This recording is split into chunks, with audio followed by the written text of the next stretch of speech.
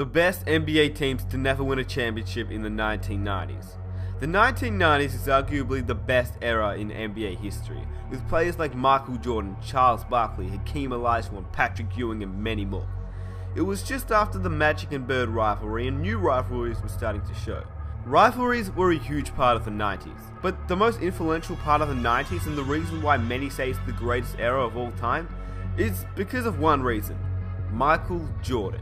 You're gonna see that most of the teams on this list literally don't win a championship because of Michael Jordan. And so, let's start. Here are the best NBA teams to never win a championship in the 1990s. Number 1, the 1996 Seattle Supersonics.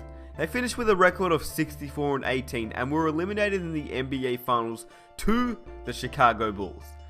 The Gary Payton and Shawn Kemp Seattle Supersonics teams were a threat to win in the West every year in the mid-90s. And when they finally got through to the 1996 NBA Finals, the Supersonics were led by Shawn Kemp and Defensive Player of the Year, Gary Payton, probably the greatest defensive point guard of all time.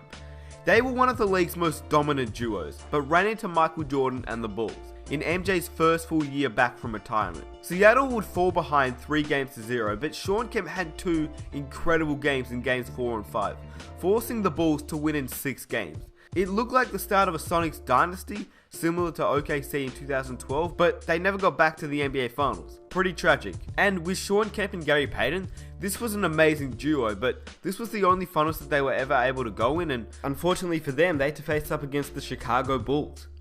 Number 2, the 1992 Portland Trail Blazers. They finished with a record of 57-25 and were eliminated in the NBA Finals and lost to the Chicago Bulls.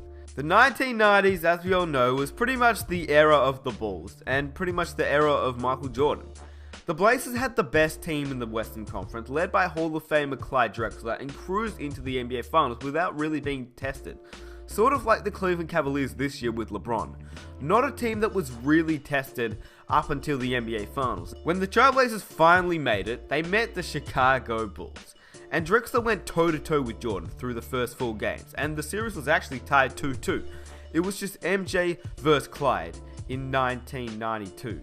However, Drexler's play dropped off drastically in the last 2 games of the series, and the Bulls went on to win their second championship in 6 games. Now, at this point, Clyde Drexler was really good.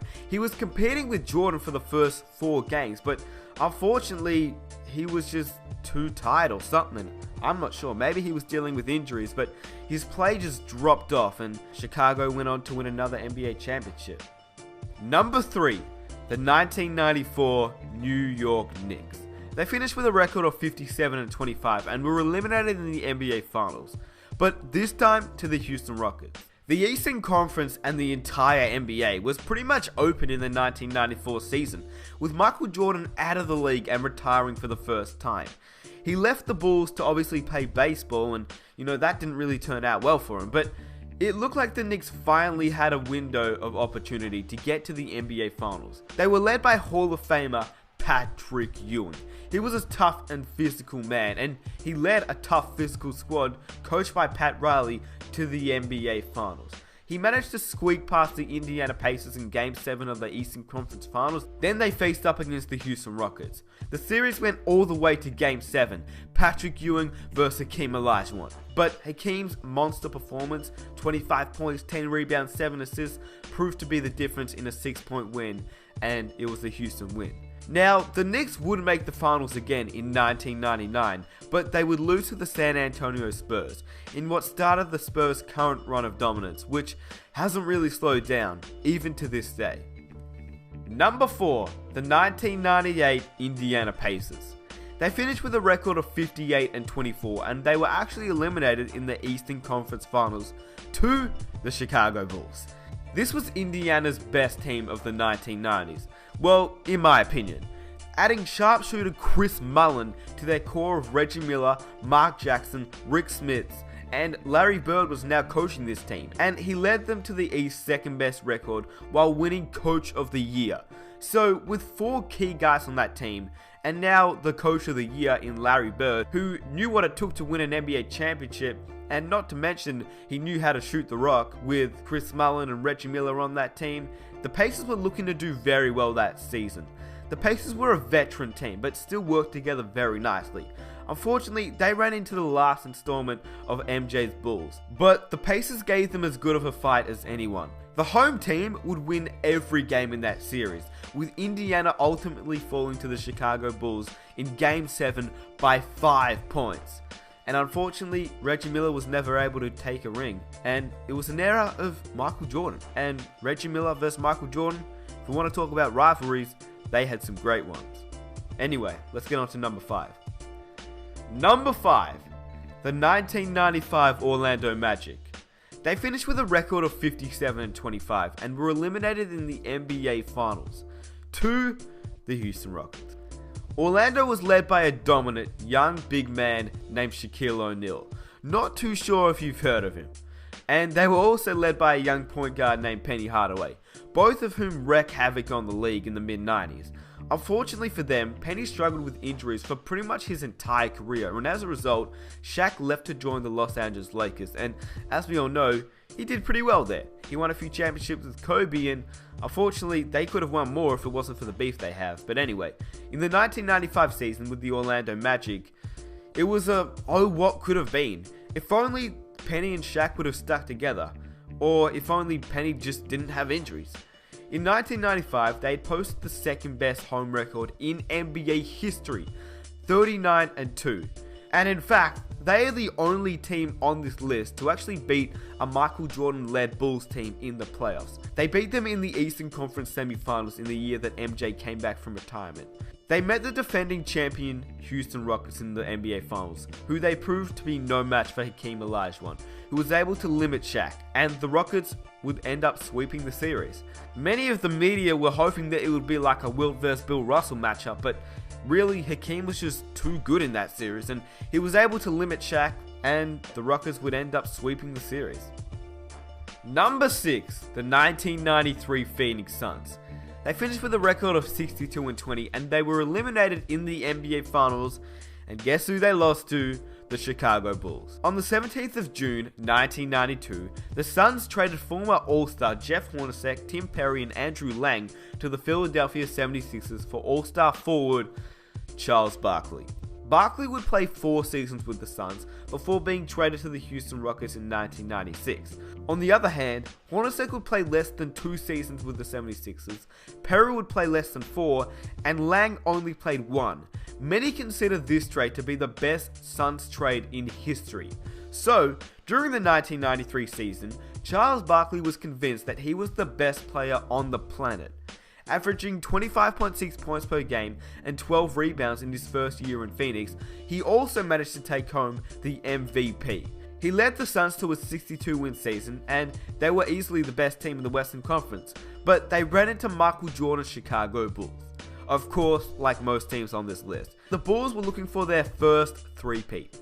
Barkley averaged 27 points, 13 rebounds, and 6 assists a game in the NBA Finals. Staggering numbers. The Suns, riding along Barkley's back, managed to win 2 of the 3 games played in Chicago, but the Bulls swept the 3 games played in Phoenix as they won the series in 6 games. Unfortunately for Charles Barkley, Michael Jordan was just in his way. And that's a little bit like the next team that we're going to go to. Number 7, the 1998 Utah Jazz. They finished with a record of 62-20, and they were eliminated in the NBA Finals, and guess who they lost to? The Chicago Bulls. The Jazz were the best team in a loaded Western Conference, winning 62 games behind the duo of K.Malone and John Stockton. John Stockton and K.Malone were easily one of the greatest duos in NBA history, but they were never able to win a championship. Let's see what happened in 1998.